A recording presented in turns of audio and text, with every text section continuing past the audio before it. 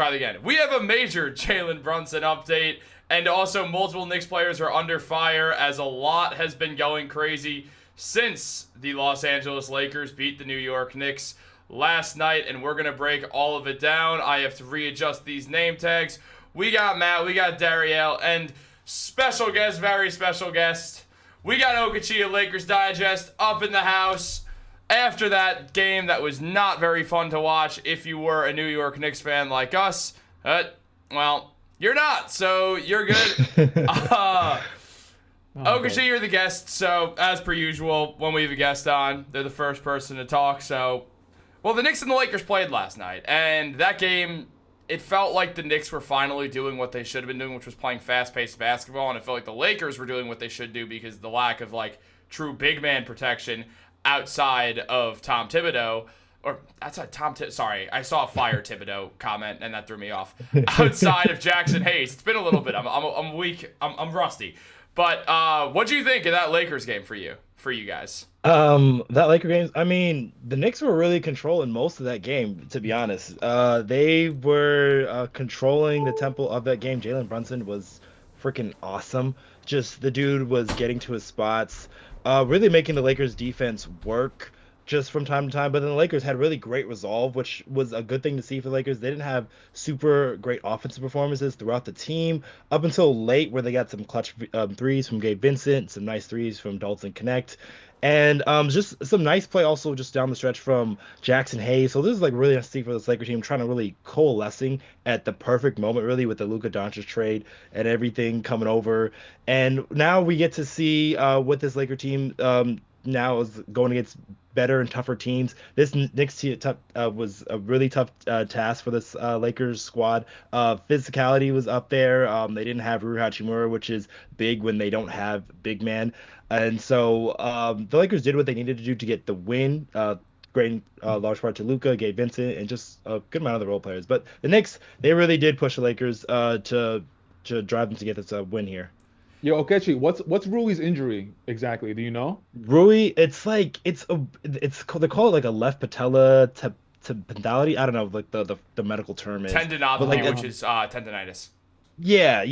So they call it like jumper's knee. That's usually something Okay. that's like a day-to-day type of feel. Like you're trying to see. It's more of like pain tolerance than it is like a big injury. So we believe Rui would be back at some point, but then we don't know But when. how long has he been out? I feel like he's been out for like over a week. Yeah, just it's been a week, just a week. Oh, it's been just about a week. Okay, just Yeah. wondering.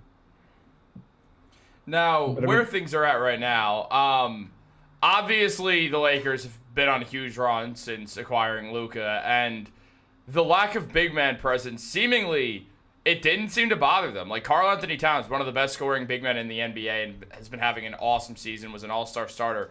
Basically a non-factor against the Lakers last night. That was really, really wild. I mean, I was saying on a video that I made the day before that game, I'm like, this is a game that Towns has to look good in, considering, I mean, you got Jackson Hayes guarding you and Trey, what's his name? Trey Jemison, Jemison. I a knew it wasn't thug. Jameson. I was trying to screw it up. Yo, Jemison is built like a fire hydrant. That Yeah, guy he's a is thug. built like a freaking Greek god. Jesus Christ.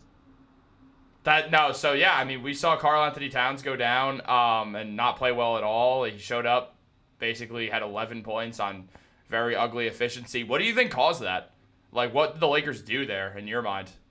Well, this is what JJ Redick has been doing against some of these bigger type of dudes, because like they used a similar tactic from when they played the Nuggets a couple weeks ago. So they didn't use Jackson Hayes because Jackson Hayes cannot guard these bigger types of dudes. He can't guard the Towns, he can't guard the Embiids, he can't guard the Jokic's. So like what Redick does is he puts them on a person who is going to be attacking the offensive glass. So guys like Aaron Gordon, guys like Josh Hart, these type of guys where all right, you can run around because you've got a lot of speed because you're Jackson Hayes and you're more of like a power forwardy type of guy than you are like a center type of build. So like we use them on there, and then we use LeBron James to really shut down a guy like Karl Anthony Towns. He's very good at fronting the post. They are really good at double teaming at the right spots, really trying to put Towns in a phone booth over there. And then I do think some of the personal issues that Towns has been going through also may have dealt with this performance as well. But then also the Lakers had a really good game plan from when it came to Karl Anthony Towns.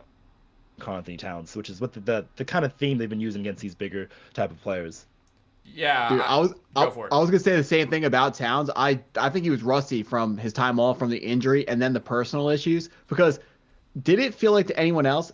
To me, with the threes he was deciding to take, it was like the guy at the rec center who never gets the ball. So whenever he gets the ball, he shoots it because he feels like he's not getting the ball back. That's why I saw Karl Anthony Towns with those just low percentage shots. He was trying to shoot over guys when, like, you can shoot them when you're hot and you've made a couple threes, but he was just, Jalen Brunson was cooking, OG Anunoby was cooking, and then Cat out of nowhere would just get in the corner, take a step back, and like chuck something up. How many games? I know Cat missed Wednesday's game against the Warriors, but did he miss the game previous, or it was just the Wednesday game? Just the Wednesday game.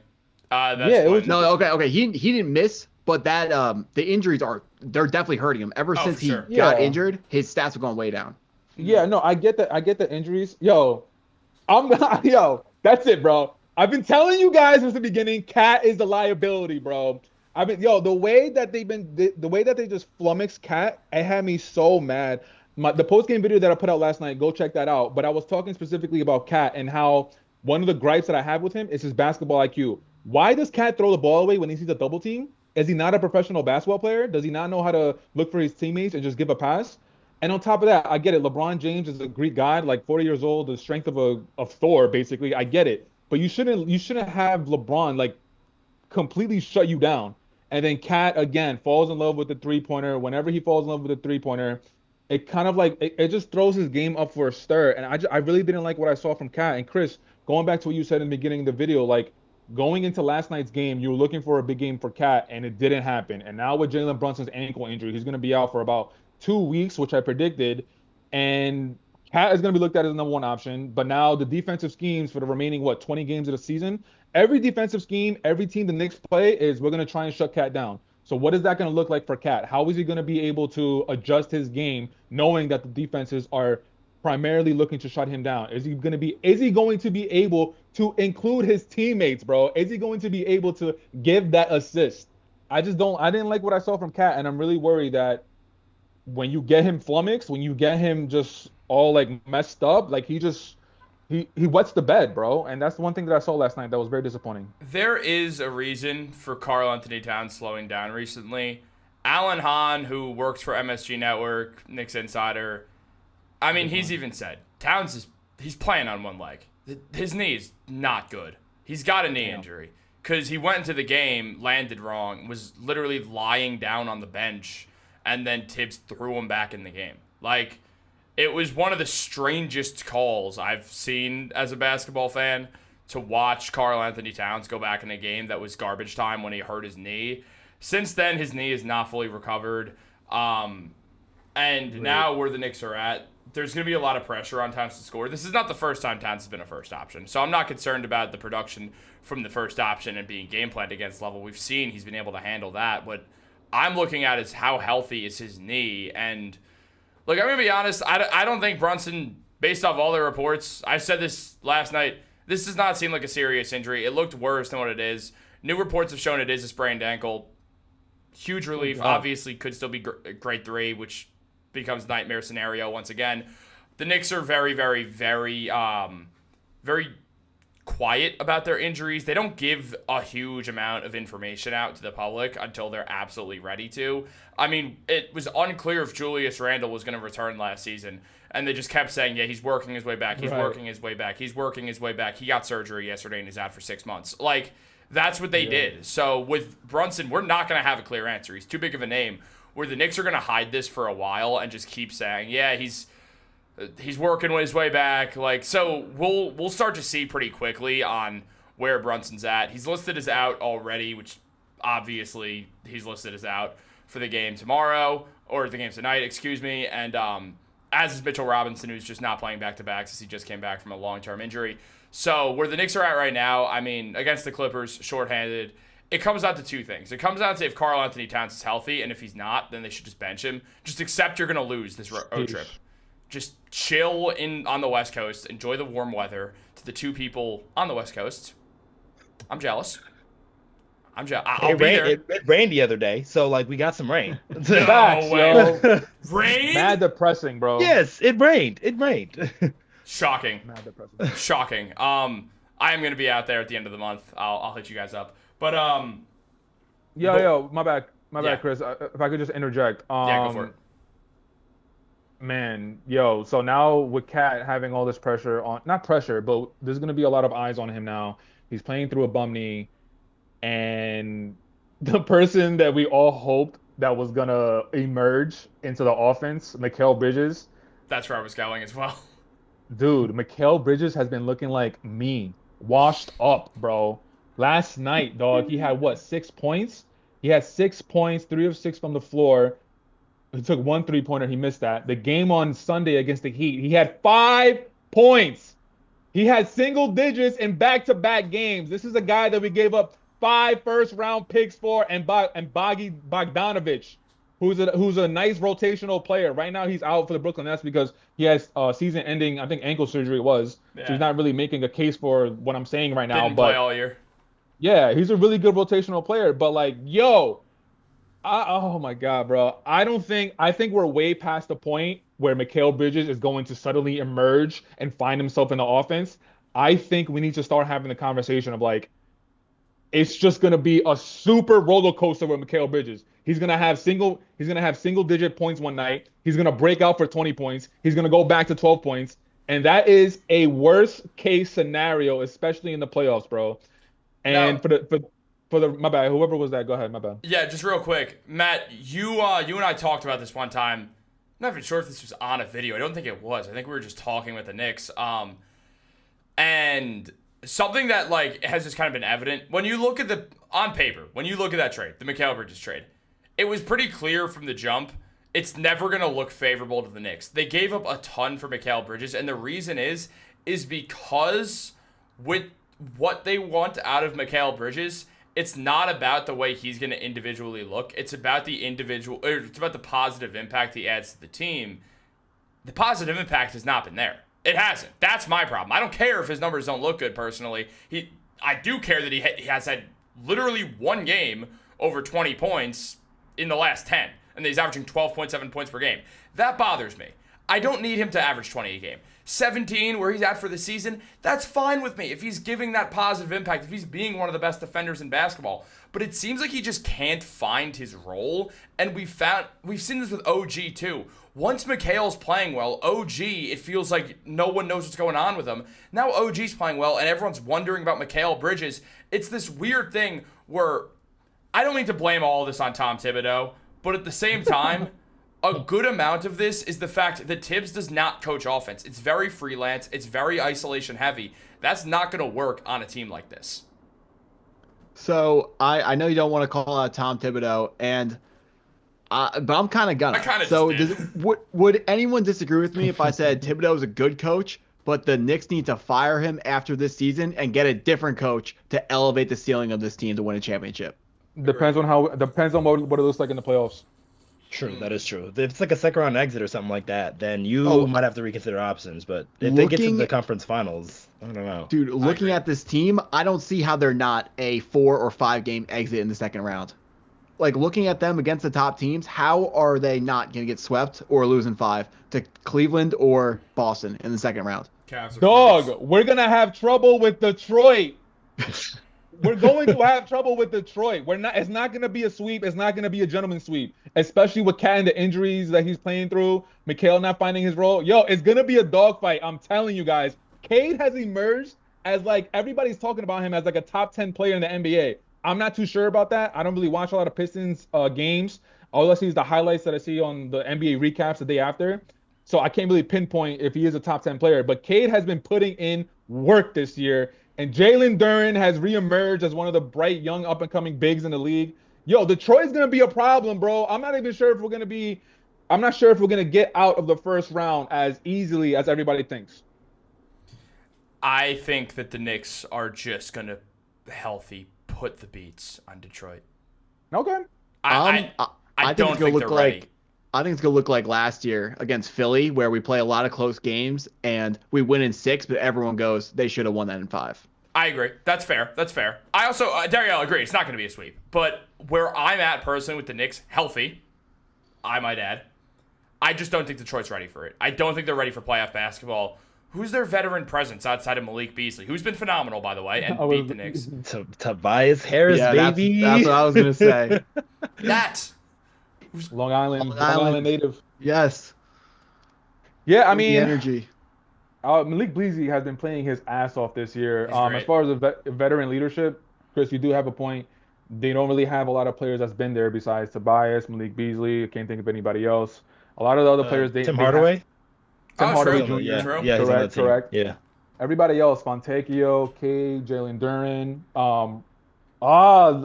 Ron Holland. No, that's not his name. Hollinger. Yeah, it is. I think Hollinger is his Yeah, it name? is. It is. No, you got it, Ron Holland. No, it's yeah. You were right the first time. Yeah, those are all players that haven't been there yet, and experience is a really big tool. But it's just, dude, like, the trajectory that we're on within these last 20 games, of course, we have the highest of highs in the beginning towards the middle of the season. Pat is in MVP talks, 4th and 5th in the NBA.com MVP ballot. But then, Matt, as to what you were saying, like putting the blame on Thibs because of the Mikal Bridges, but now we could get into the conversation about the minutes that Thibs put on the players since the beginning of the season, which is Coach Thibs' philosophy. Everybody knows about it. But now, like, some players, Cat especially, is looking like he's playing on his last leg, and we're going into the playoffs just, bro. Wait, so about Thibs overplaying the guys, at this point, you can't blame Thibs for that. You got to blame Leon Rose for not firing him because he knows Thibs is going to do that. You can't, it's like you buy an old car and you drive it cross country and it breaks down on you. You can't get mad at the car. You knew that was a possibility. You knew that was going to happen. Right. So you know Thibodeau's going to play the guys. If you don't want them playing that many long minutes, get rid of the coach who is guaranteed to play them the minutes. So, I mean, he's going to do it every time. He's going to do it every time. I love Thibs, but it's a problem. I kind of agree with you, Matt, if I want to make a point here, just because coaching can change things. As a person who is a Laker fan and is now, we're in the second seed. I don't know how that happened. I mean, yes, Luka is a great player. And part of this is coaching as well, because JJ Redick is just a vast and far different from a guy like Darvin Ham, Darvin Ham, for some of you who might not know, hands in the pockets and stuff like that.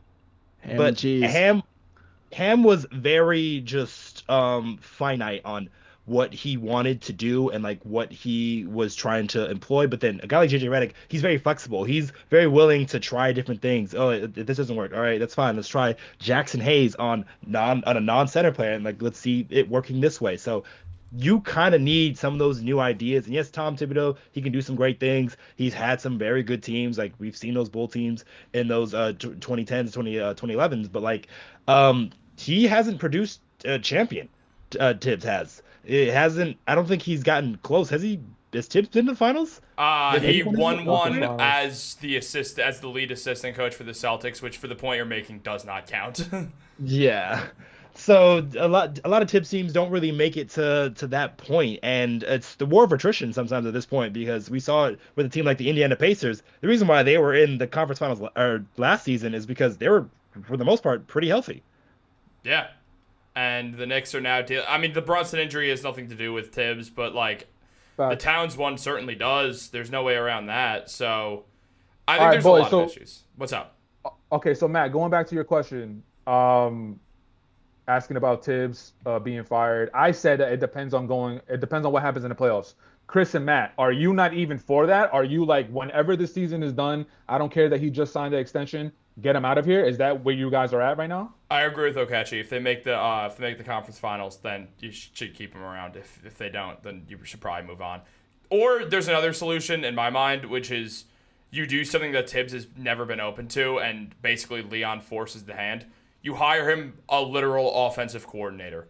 Like, you hire Mike Brown, and you make him the lead assistant coach, and you have him just run a fast-paced Knicks offense.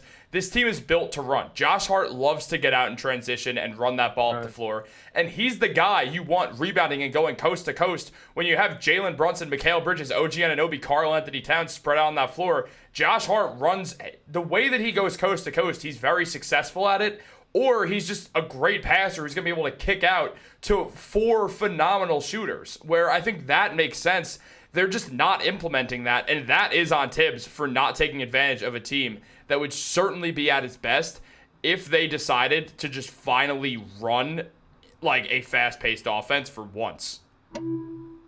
Matt, where Okay. you at? Yeah, I'm kind of going to piggyback what he said because I consider myself as a person who, when I get new information, I'm open to changing my opinions. But I am pretty darn sure that Tom Thibodeau is not going to show us anything new in the second round to actually upset Boston or Cleveland.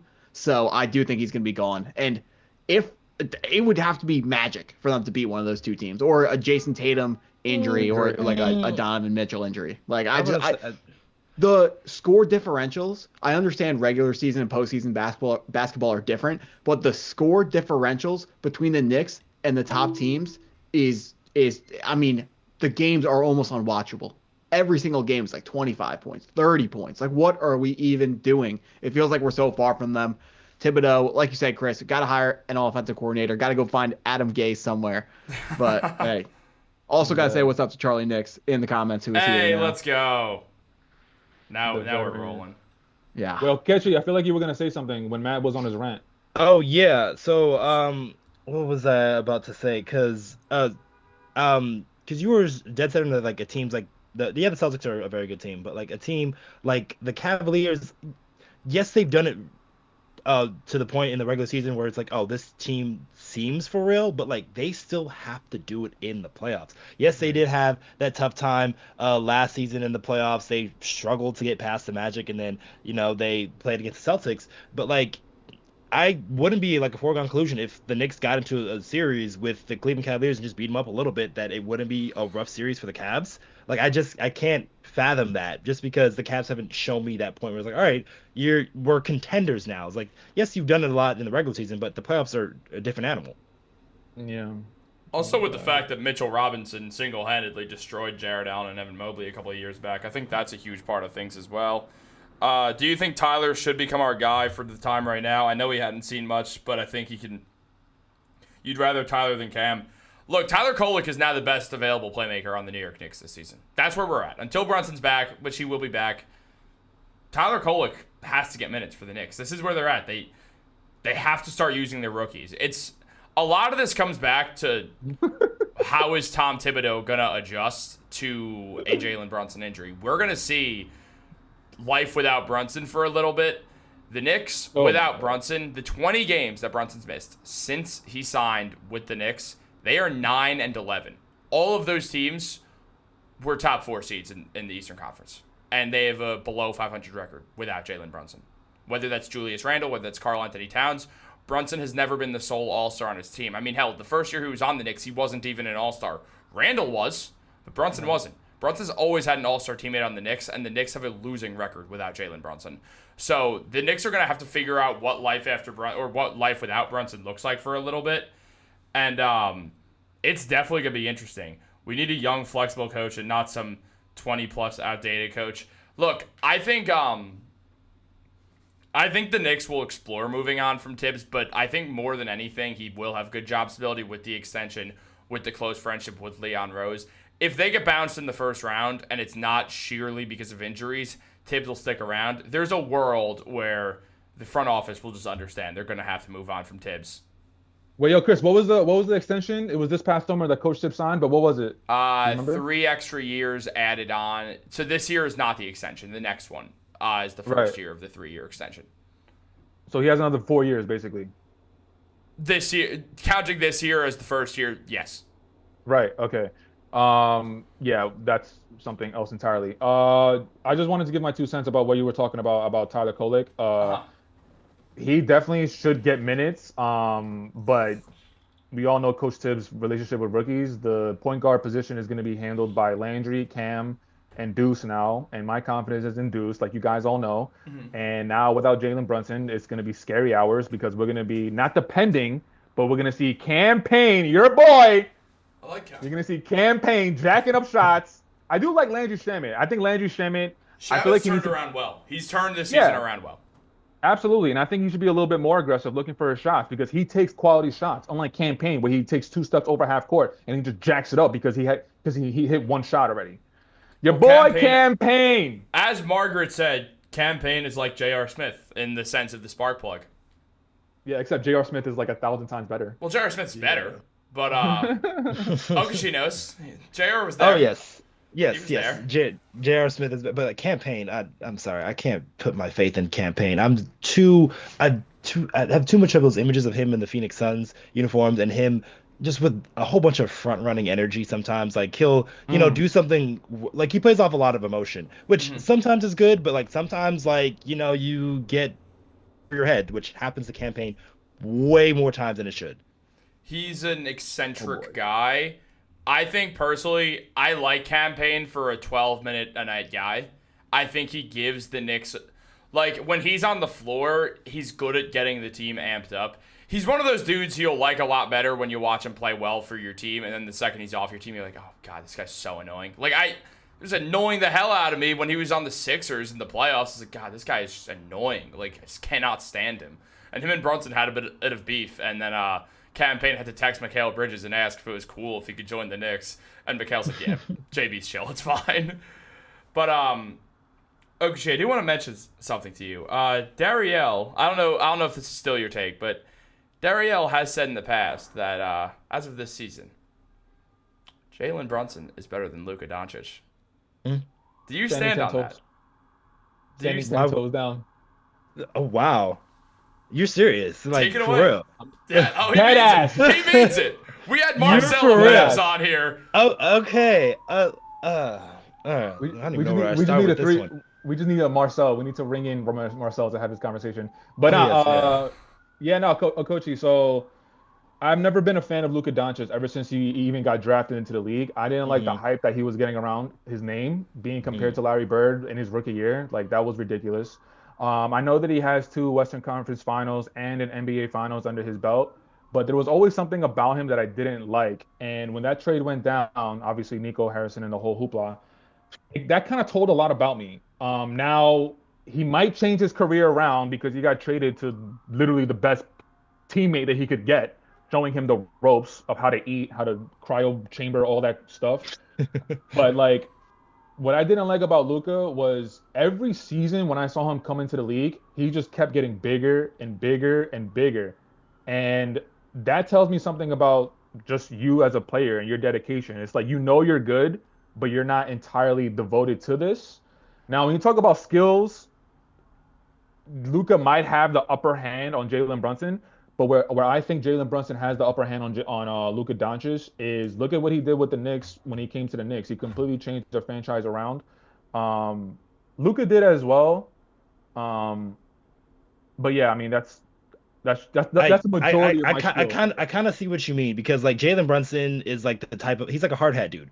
Like he's the type of dude to bring in the lunch pail to work, do the dirt. Like you can see the hard work come to fruition. A guy like Luka Doncic, he just makes it look easy. But kind of to push back on you and just that whole notion and idea, just because Luka Doncic does have some just God-given ability, and that's the passing feel and just the amount of passes that he can make at his 6'8" size, which is just like unprecedented. I'm not really too concerned about the conditioning too much, just because you're right, he got put with the perfect teammate in LeBron James, and like there is nobody in Luka Doncic's entire career that he can look at like eye to eye and like this guy is going to be able to hold me accountable, because LeBron, what he's doing is he's showing up on defense, which is like, hey, Luca, Finally, you yeah. wanna be one of the best? Do what I'm doing.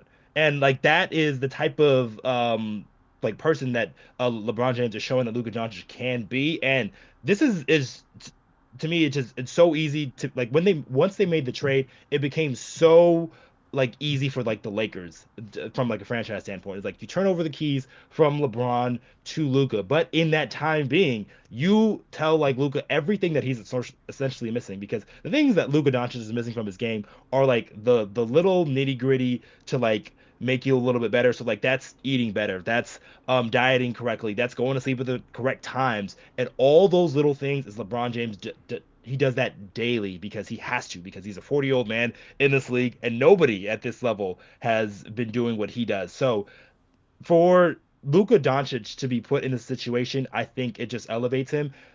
You do have somewhat of an argument if he's on maybe another team, if they made the trade to like the T-Wolves or something like that. But this is the perfect scenario for Luka Doncic to really ascend into that superstar status. So I really feel like that Luka, just right away, especially on the Lakers, is a lot better than Jalen Brunson. I know what he does. He does a lot for that New York Knicks team, but I just It's gotta just take look. Luka. I'm thinking about specifically the two times that Luka Doncic went to the Western Conference Finals. The first time was against Phoenix in Game 7, where they completely blew Phoenix out. And I hate to bring this up, but that game, I think Phoenix lost that game. They literally did not show up to play, and there was Oh rumors no, and they didn't. reports about DeAndre Ayton not getting along with Monty Williams at the time, who was the coach. I That can't stand Phoenix him.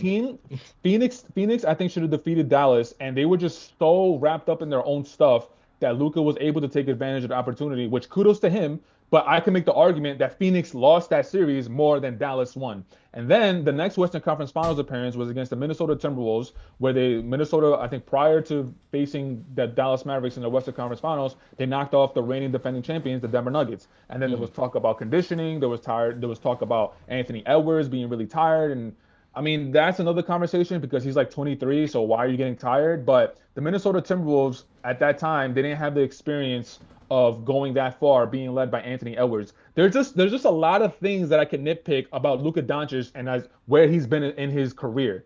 Jalen Brunson, he gets to the Knicks. First season, he goes to the second round of the playoffs. We smacked the Cleveland Cavaliers in the first round. Where's the excuse? I don't think anybody was injured at the time. Donovan Mitchell played, Jarrett Allen and Evan Mobley, who looked like babies. After that, we lost to the Miami Heat in 6. Granted, I think it should have been a little bit more of a competitive series, but a lot of people say that Miami should have won, and they did. The year after that, the only reason why we didn't go to the Eastern Conference Finals is because all the injuries and the zombies that we had on the floor in Game 7 against the Indiana Pacers. So, and in the first round, we beat who did we beat in the first round last year? I forgot. Philly. Philly, Joel Embiid was playing on one leg, and he had that Ball's palsy and stuff. I'm just saying, it's like, oh man, Luka, and on top of that, man, yo, play ball, bro. Luka, stop crying like a little girl, bro. Stop looking at. I hate to bring that up. I hate to bring that up, bro, because everybody talks about it. But like, yo, if you're a baller, you play through the contact. Play through the contact. Stop looking for the ref to bail you out, and stop like seeking out the contact. Oh, my, there's so much I could get into, bro. I mean I see that, but like the Lakers team, because like I've been accustomed to seeing the Lakers shoot a lot of free throws. We have a guy, Austin Reeves, who I'm starting to find out a lot of people don't really love sometimes with the way he tries to get to the free throw line. At times he didn't have the best of games the other day, but with Yeah, that's not pretty Luca, rough. yeah, with Luca and just all those things, like I just hope it just like gets minimized to a point, because there's gonna be a point in time where, because like LeBron does this at times too, like he'll look to the ref for calls, but like if we're in like the heat of a moment and like say we're in the playoff series and like we have to get back, and then Luka's over here complaining to the refs, I guarantee you LeBron James is gonna walk over and be like, hey man, you can't be doing that. Like we've got a game to win. You got to get back on defense. You got to do these. So when the moment matters the most, I do believe the Lakers will be in order in that situation, especially when it comes to Luka, and because like we have another coach that also runs pretty hot with JJ Redick at times. So those are guys that I'm gonna look to keep Luka sort of like in line when it comes to like that emotional factor, because when it comes to everything else on the basketball court, Luka is really helped elevating this team, getting them a lot of easy shots, and defensively, like he was sold as a traffic cone, but he's actually pretty useful at his size. And like he's not really the reason why the Lakers defense is gonna fall apart. It's gonna be more of what happens with their big man more than anything. But Luka's got a lot of things that we can work with, and like I said, right situation with the right leader, because LeBron James is gonna be a guy who's gonna hold him accountable at every step of the way. I will say, when Luka, there's more than one possession, but there was one possession specifically. It was a 4-point game. The Lakers were on a roll. And it was when the Knicks were up 10, and then Luka came in, and that quickly became the Knicks were up 4. And Luka went up for a shot. He missed. And, like so he shoots, and he just turns to the ref and just stands there like this for a good 3 seconds. And, like, 2 of the Knicks just looked over at the ref. I was like, I mean, have you played rec basketball even? If you don't hear a whistle, go! Let Luka complain to the ref. Take a 5-on-4. Like, take advantage. So that was something that I was definitely thinking about. That's the one part of the trade that Nico Harrison brought up that I can fully agree with him on, because he definitely does waste time, and he is already bad at defense, but he wastes even more time by not getting back on defense because he's complaining to the refs. He started the game off last night with a technical foul. What if he got another one for like a little ticky-tack thing and then gets kicked out of the game? But I definitely agree with you Okechi earlier, like when they get to the playoffs, LeBron James is gonna if Luka does that, LeBron James is gonna walk right up to Luka like Stephen A. Smith. He's gonna walk right up to him and just he's gonna be like, we're not doing that anymore. I'm not seeing that one more time. But Dariel, I do think there's a better conversation for Luka versus Brunson than people are like talking about, because I think Brunson's just a killer right now in the clutch. There's no one I'd rather have over Jalen Brunson. Not Steph Curry, not Luka Doncic. It's Jalen Brunson. I think he's very, very comparable to Luka because they're offensive threats who don't play defense. But the reason why the biggest gap in both of their games, which is why I have Luka above him, and I don't think Brunson's going to be able to catch him. Yes, the mentality. If you're a big mentality guy, which I know you are, Dariel, that's a pretty good argument. But basketball height is a talent, and Luka is 7 inches taller. Yeah. So it just comes down to that. I'm just not a fan. I'm just not a fan of Luka. I mean, yeah, but you can't let not being a fan influence your takes there. He's a great player. And when he's healthy, he's top 3 in the world. Like, I obviously see that. But so is Brunson top 3 in the world if he's healthy then? Oof. Nah, because there's other players better than Brunson. Then how is Brunson better than Luka? Because he's on the Knicks. I mean, listen, man. I respect as a person who is always swinging for a homer. Like I'm still riding for Anthony Davis, even though this man is injury prone. Dude. And probably not gonna play a game. My Jalen Brunson take over Luka Doncic is with my heart, straight up. It's with my heart. With my mind, Luka Doncic is a better player. I understand that, but with my heart, it's just what Jalen Brunson has done to the Knicks coming here. Like, that shit means something to me, bro. It's like we were absolute dog poo-poo, bro, for so long. Even the Melo days, and then he comes here and automatically second round, and it's been consistency second round ever since. That has to mean something. But if I'm putting my bias aside, yes, Luka Doncic is the better player, but there is a conversation for Brunson and Luka, in my opinion. Yeah, whatever. Luka's annoying. Dude, Chris, do we have an update on or like anything new on when Huck Porty's getting back?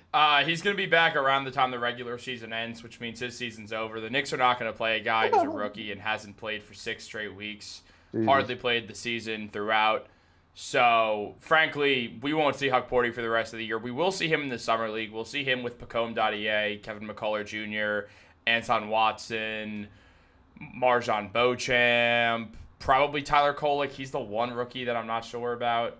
Wait, there was one thing I forgot to add to that Doncic versus Brunson, which is Doncic is let's say just as good or slightly better, while not only being taller, he's also younger. So he can continue getting even better. Where I feel like we're really, really close, if not at Jalen Brunson's ceiling for what he will be as a player. And I also feel like it's fair to bring up the way he played in the NBA Finals against the Boston Celtics last year. Like, he was getting absolutely dogged on the defensive end. And I know that we talked about it, that he's not a great defensive player, but like, yo, come on, bro. Like, you're in the NBA Finals. Well, he's going to play better defense because he's in the finals? He can't do it. We know he can't play better defense. He's not going to do it. Just because the moment gets bigger doesn't mean he can just start reaching into himself and bring out things that he doesn't have. Okay, no, Matt, I agree with you on that, but you can't try? You can't put in extra effort? But you can't. So you're confident that he didn't try? It's not that he didn't try. I mean, okay, maybe he did try, and he's just a really bad defensive player. I think that's what it is. But so is Brunson. Like, Brunson's not a good defender either. Who's worse? Does it matter? I'm just interested. Who do you guys think is worse?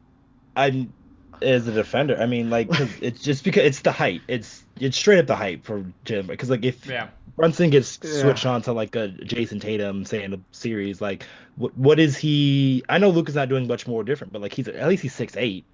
So you have Jalen Brunson being worse just because of his height. The height. Yeah, unfortunately. Okay, no, I get it. Yeah. I mean, basketball is the one sport where height matters. Like, it actually is an argument for this player is better than that player. Like in football, you're like, oh, a wide receiver, oh, that guy's like, they're just as good, but that guy's doing it taller, so it's more impressive. Like, you can argue it against that in football, where in basketball, like, yes, being even 2 inches taller is an object advantage. Yeah, but you don't see people literally driving past Luca like what Okechi said earlier, like he was a cone. I mean, you don't see that with Jalen Brunson. Jalen Brunson, like he puts in the effort to guard his man in the perimeter, whoever it is. I mean, I Luka, think like, Thibodeau's got better defensive schemes to hide him. all right, no, I get it. Yo, Like, Okechi, my bad, Matt, get No, Matt, I was just gonna say, we can leave it off with this. I don't pay a whole lot of attention to their defense because I just know both of their defense is bad. So why would you pay attention to it? But Dariel, what are you gonna ask? Yeah, I was gonna say, what's the over under for championships in the Luca LeBron era? Over under. Okay. Let's 1.5. If I say two, what do you two. think? Let's get there first. See who we're going against because like the Lakers, like there's still some like they're playing really well right now, but there's still some definite holes. One in their offense because they still haven't figured everything out just yet. Rui's been out for a little bit. Defense against higher level teams, I worry about. So like big matchup against Boston coming up. We've got Denver and we've also got Milwaukee coming up in the stretch. So there's going to be a couple teams here. All right. So what can the Laker defense do against these higher level teams? Because they've been able to beat up on sort of like the average teams and sort of like everybody else. But when it comes to those high level teams that like they can go punch for punch with you offensively, then you have to figure out, okay, what can we do defensively to help or make things work? So, I'm a realist. You guys are not winning the championship this year. If you guys do, that'll be JJ Redick's like. Oh yes, it would like coach like of the century, like because he got what Pat Riley comparisons, which I thought was crazy initially. But like if he does, if he does win it, then go. Like if you're able to go ahead and beat OKC in a 7-game series in this first year of things coming together, you guys not really having a real set like that. Kudos to JJ Redick for doing that because you've achieved the damn near impossible. No, but the reason why I asked that is because like I have some Laker friends out here and they're so delusional. I don't know how high you are on the delusional bar. Oh, yeah. So that's why I asked the question because I'm one of the more realistic Laker fans you will ever see. Okay, so I understand that the over under of 2, I get it. We got to see what this team is going to look like. I'll give it at least until next. Let's see what they look like at the beginning of next year when they add pieces, hopefully if they have cap availability and all that stuff. But I just like if I were to sell you over under 2 championships in the Luka LeBron era, just what would you choose? And I'd probably say 1 at least. They at least get 1.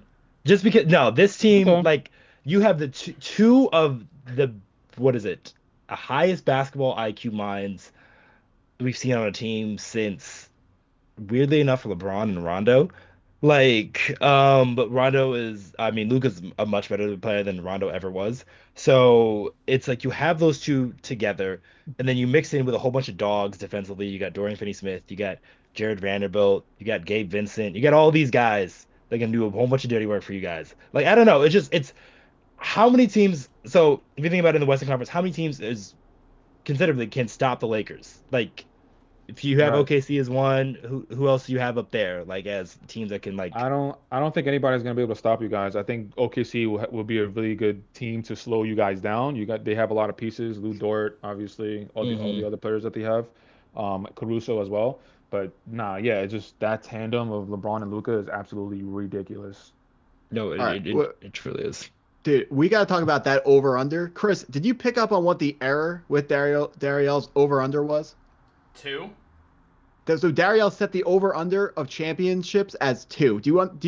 Are you picking up what I'm picking up? Why that's a problem? It should be 2.5. Yes, it should be a 0.5. It should be a 0.5. And if I'm Vegas, I'm setting the odds for that at 0.5 because you still got to win it. First of all, this year you're telling me 0.5. Okechi, you're talking about the Lakers look great on offense, but we're not worried about that. I'm worried about when they're on defense and they're going up against Chet Holmgren for 7 games.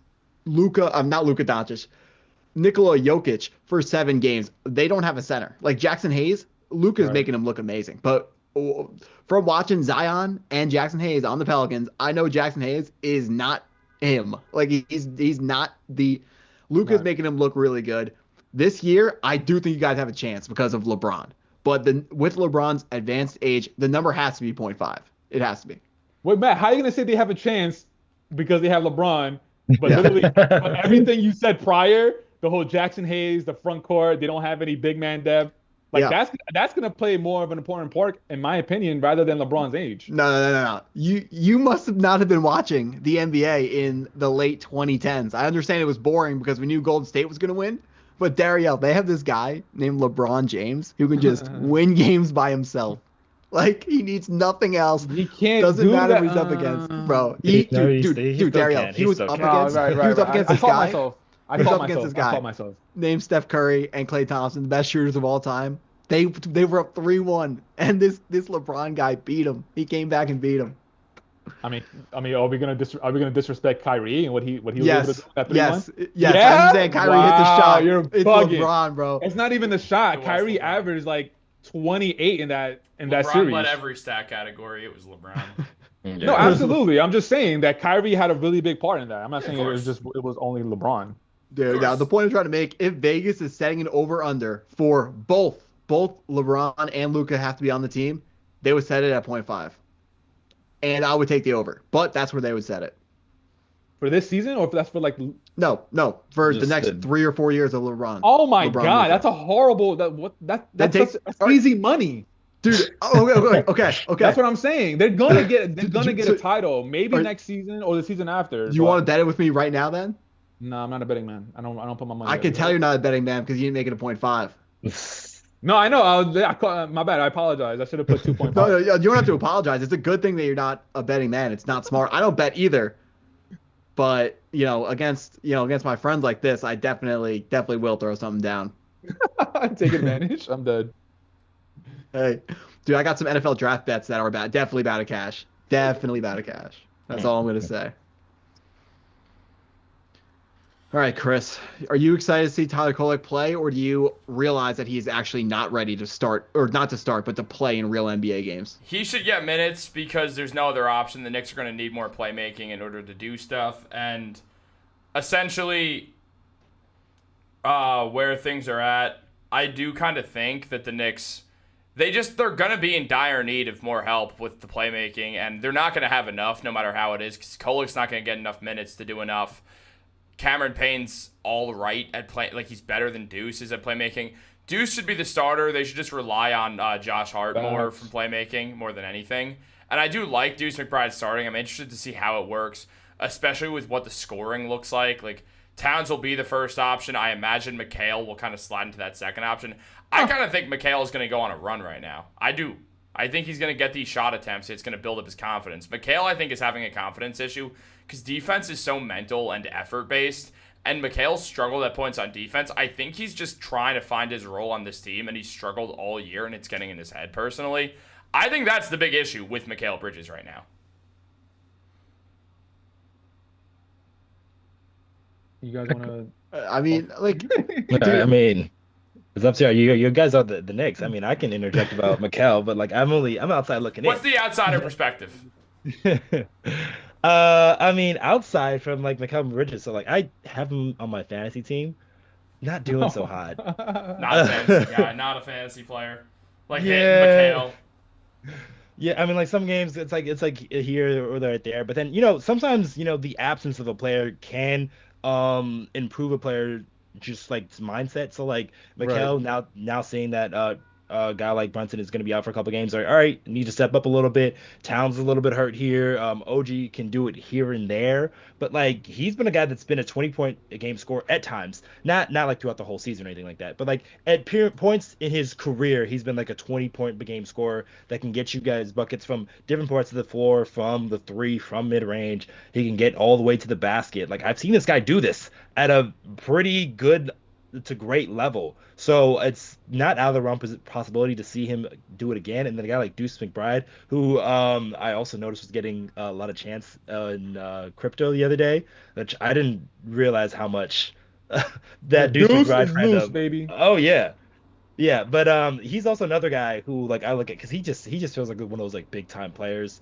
Like he always makes big time shots, makes big time plays. So I can see him as a guy like stepping up. And I also wonder, like, is there somebody in the buyout market? I know it's a little bit late, but is there like another guard or something like that? Is like a Reggie Jackson available, or like I don't know. The most likely scenario for the Knicks is that they either go the way of TJ Warren, who's been balling out on their G League team, averaging around 24 points per game with 5 rebounds and 3 assists. Chuma Okeke, who's putting up around 18, 7 and 5. Or Moses Brown adding another big man and essentially just having insurance for the lack of rim protection outside of Mitchell Robinson. It's likely going to be one of those 3 guys. I don't think they're going to go with another guard. I think they just trust that Brunson's going to get back. But now with the Brunson injury, things are definitely going to take a turn, and like their plans are definitely going to be adjusted. Like a Reggie Jackson makes more sense now. Let's start the PJ Tucker trade. Oh wow. Yeah, that's horrible. 2 weeks. Yo. He's missing 2 weeks with a right ankle sprain. It just came out. Shams just tweeted it out. Shami. All right. That's pretty much the end of the regular season. Yeah, Dariel, 2 weeks from now, what kind of games we got 2 weeks from now, Dariel? I know you're looking it up. Damn, how'd you know? I have the schedule up here right now. That's a little creepy. I literally have it. I was gonna bring it up next. Tonight. Window. What do you want to know? Not that one. The other window. Oh, there it is. What do you want to know? Next 5, next 10? Talk to me. So 2 weeks from today. So today is March 7th. So March 21st. Let's just start with the 21st. What do you got? Just rattle off some games. What is our schedule looking like? Up until the 21st? No. 21st, after he gets back. Like, what are our teams that we're going to see him against? Okay, so March 22nd, the first game is going to be at home against the Washington Wizards. Nice. Okay. Nice to ease him in. Don't put too many minutes on him. Thibs, whatever. The game following that is actually Dallas Mavericks. Depending on what they look like, everybody might still be injured. So that might be another easy game. March 26th, we got the Clippers again. The 28th, we got the Bucks. The 30th, we got the Portland Trailblazers. April 1st, the 76ers, which, Jesus Christ, they are an abomination to the NBA. April 2nd, Cleveland. Oh, my God. Nightmares. April 5th, Atlanta Hawks. April 6th, Phoenix. April 8th, Boston. April 10th, Detroit. April 11th, Cleveland again. We got Cleveland twice towards the end of the season. That could be a good thing because isn't Cleveland pretty positioned where they would choose to rest guys than play people in those situations. I see what you're saying. Yeah. And then Matt, go ahead. Oh no, Geno Smith just got traded to the Raiders. Oh my God. Oh. Yeah, that's extremely random. Did not expect that. Is he still a good player?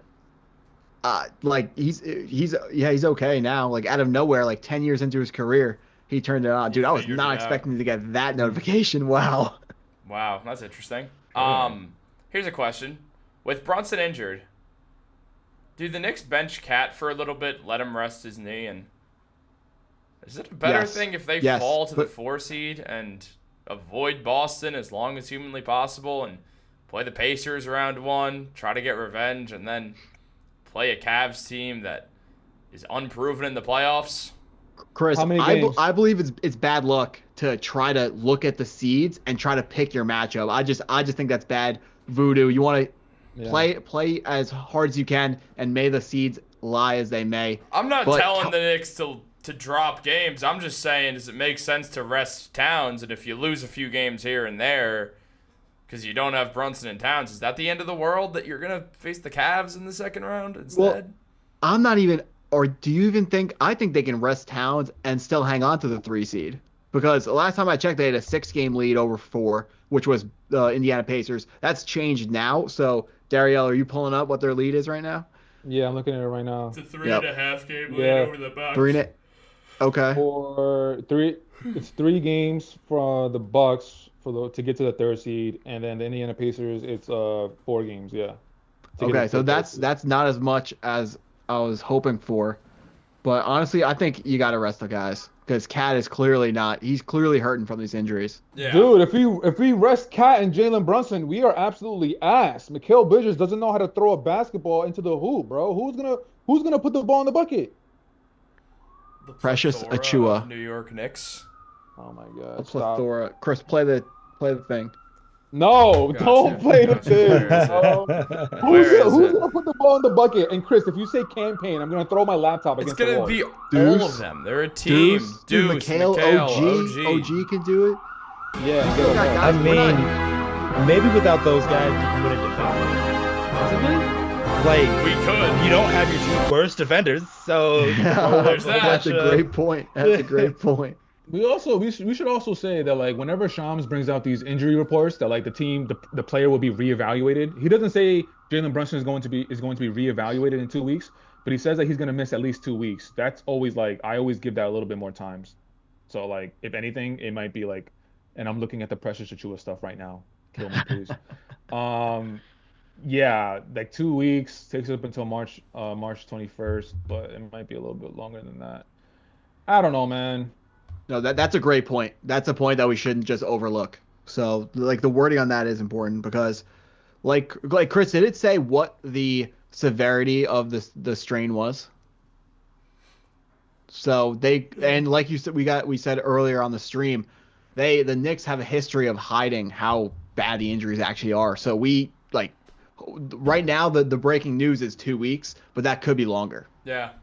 I mean, it said at least 2 weeks, but it's like, I imagine that means 2 to 4 weeks, which I think is doable. Yeah. Like if you get there, because you know what Brunson's already gonna do for you offensively. It's not like he has to like come back and like fit in with the team. It's just like more of just like, is Brunson healthy or not? You stick him in there, he's gonna be your guy.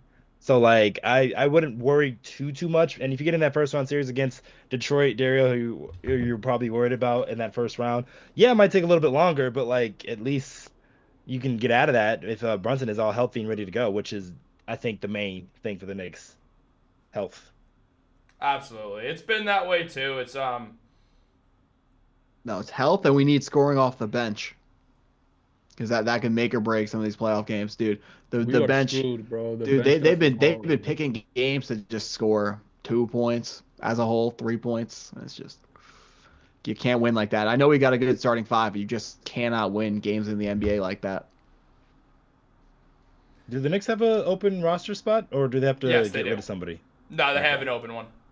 So Okay. they can get their 15th man, and there's a world where they'll buy out DeLon Wright as well, and pick up a six. DeLon Wright's on that team? Shocking. He is. He's on the Knicks. That's funny. Is he healthy? Is he play like was He just like, sits it's- there. He stepped on the court like twice. I think Oh. twice, maybe just once, for like a minute. Traded for Jericho Sims at the deadline. It was the weirdest trade ever. It literally got them nowhere. I don't know why they haven't bought him out yet. It doesn't make much sense. I guess they have to have 14 guys on roster. I think they're gonna buy him out. I think it's a matter of they're gonna wait till they make a signing and then they'll buy DeLon Wright out, and then right before the playoffs they could add a new 15th man. Am I delusional, or could he actually help us out? I don't really like. He's a good defender, but mind you, he's shooting 25% from the field. Dude's not an offensive player. I thought you were gonna say from He is 3. not. No, he's shooting 24% from three. No, Jesus. Yeah. What that's- about- At least he's consistent Gross. all over the place. What about Beauchamp? Beauchamp is on a two-way deal, so they could play him now. He's got eligibility for 11 games, but or 12 games, sorry. But outside of that, he can't play in the playoffs. Wait, why not? Two-way contract. Two-way contracts. can't Yeah, play in you the have to playoffs. sign him to a full deal. Yeah. Which he will. They'll sign him next year. It's this is just the way to have him in their control for summer league and for everything, and to kind of build him within their organization, do what they want to do with him. Matt, yeah. going back to the schedule, so it's literally including tonight's game, it's 20 games on the dot that we have remaining. And I just looked at all the teams that are pretty much they should be wins with or without Cat, and it's 8 teams. We play Portland in the upcoming schedules. Portland, Charlotte, San Antonio's in there. The Washington Wizards are in there a couple times. Portland's in there a couple times. Philly's in there once. So that means 12 games. Bro, I just don't know, man. I don't know. That's I probably wouldn't. I don't wouldn't like call that a foregone conclusion with the Portland, because Portland, Right. low key, they're Right. fighting to get with how bad the Suns are looking. So like Portland, they're trying to make it. They really are. Right. So like they're playing to win. So like they're not a good team, but like they'll still try and beat you. I'm trying. That's- I'm trying to wrap my mind around what Chris said. Is like, why not sit down Cat? And like, I'm not opposed to that idea. But then if we sit down Cat and then like the teams that I just mentioned, like some of the teams, like yeah, they're bad, but they're not terrible. Like they could get that W over us. So like, what if we just lose a little bit too much? I don't know. So ultimately, it's like, yo, you gotta play. Like, as much as I would like to agree with Chris, it's like, nah, I think Cat should play. That's kind of what I'm trying to say.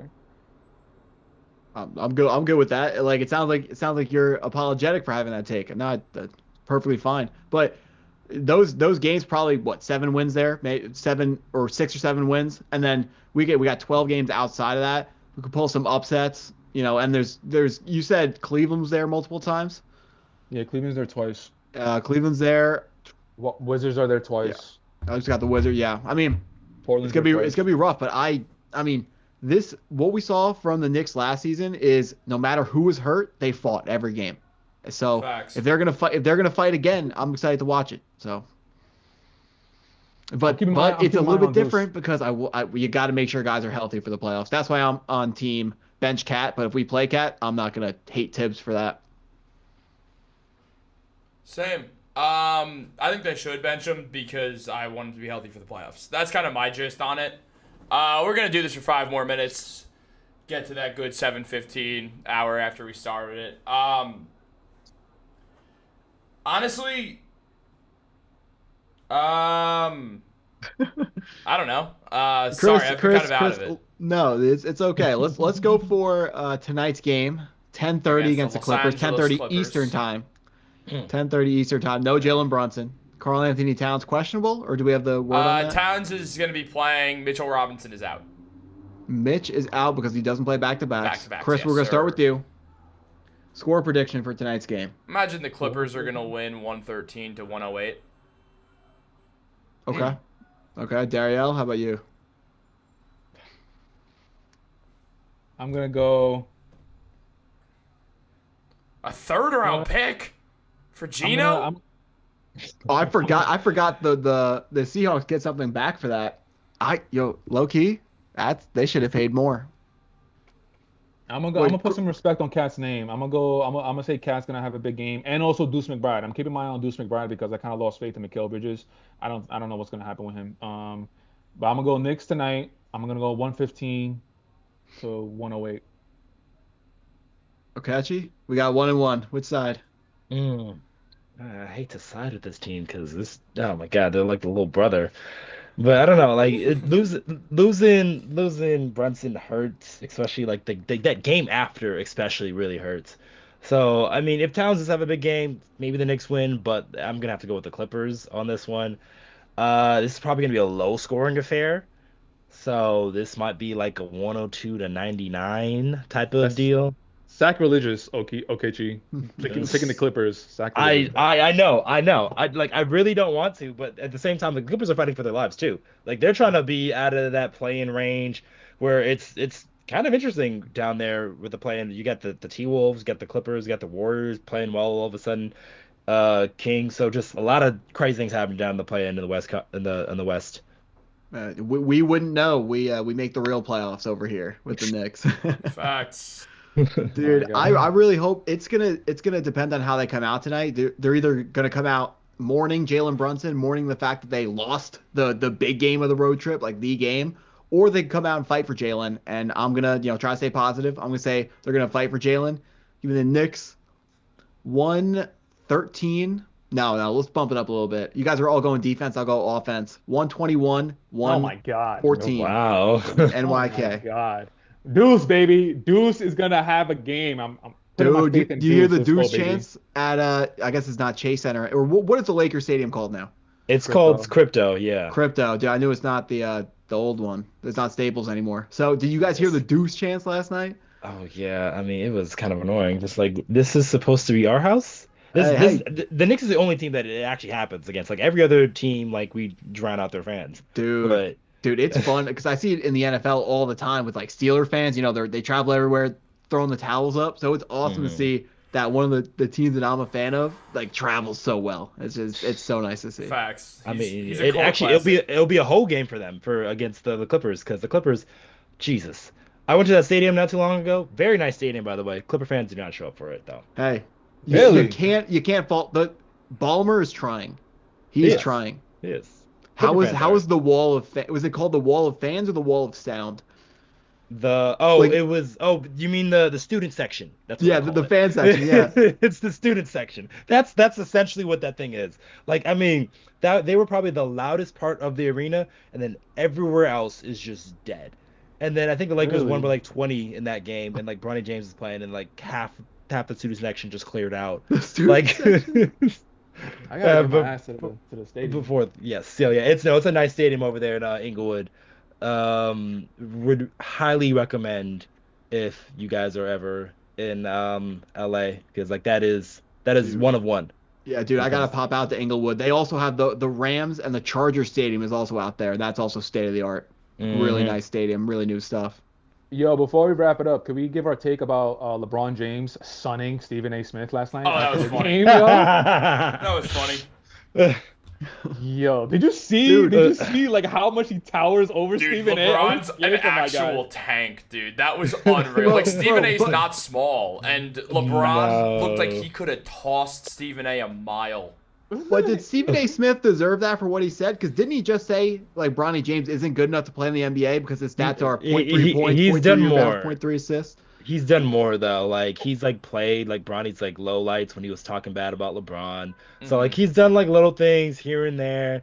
Kind of said some things like out of like just like he'll bring up Bronny James for like no reason at all. Like he's just like a second round pick just trying to find his footing in the G League. Yeah, he's just playing. He's just putting up normal second round pick numbers. But since his dad happens to be LeBron, it's Yeah, but those normal second round picks, they're in the G League. They're not in the real league.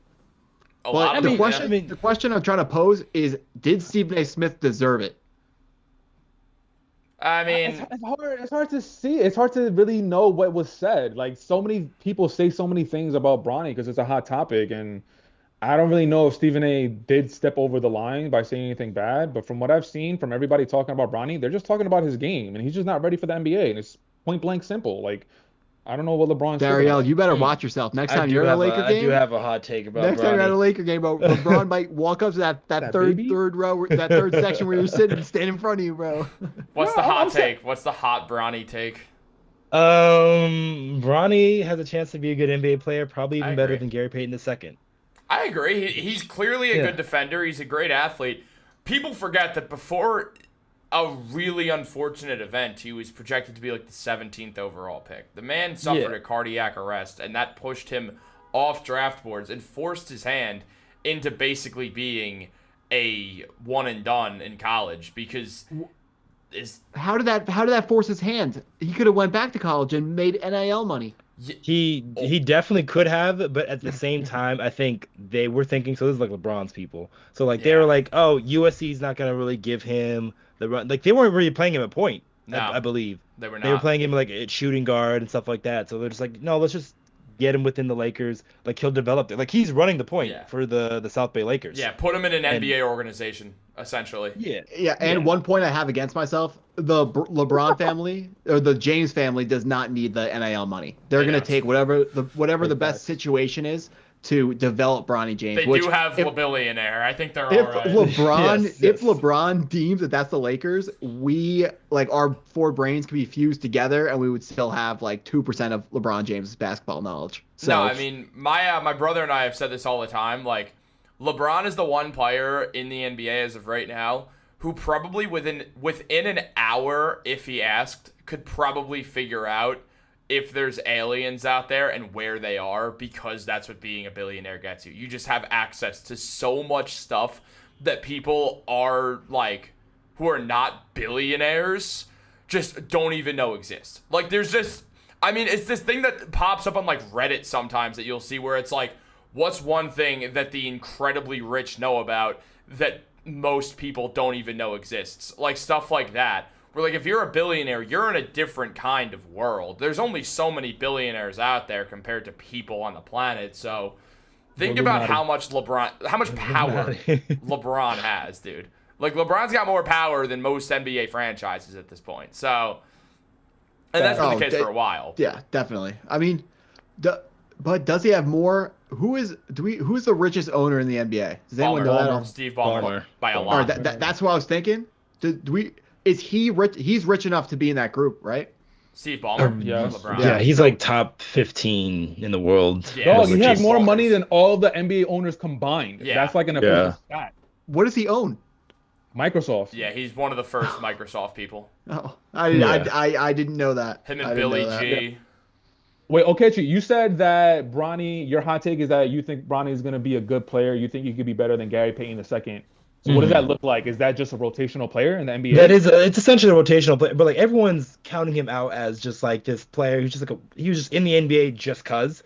But like no, like he's got NBA tools. The dude's got like a 6'7" wingspan. He's a lot bigger than people realize. Dude's like he's my height, but he's 215. The dude has like 40 pounds on me. It's crazy. He should But have stayed in college, yo. I understand that sentiment, but at the same time, like this is sort of it's an easy way to fast track things. Because like Yeah, if he was I in mean, I get college, then like he probably would have like had to do whatever USC does. But then now that he's with G League and the Lakers, like he can kind of like curate like how he wants to develop. Which Yeah, but the thing is that if he stayed at USC, I get it. His freshman year, everything is new. He's getting used to everything. But like if he stayed at USC for at least 3 years, might be putting a little bit too much on it because that's not realistic. But if he stayed at USC for 2 years, like his second year, he would have been maybe dominant. Maybe that might be a little bit putting too much on it. No, he would not have been Yeah, I dominant don't think he in was college dominant. basketball. No way. No.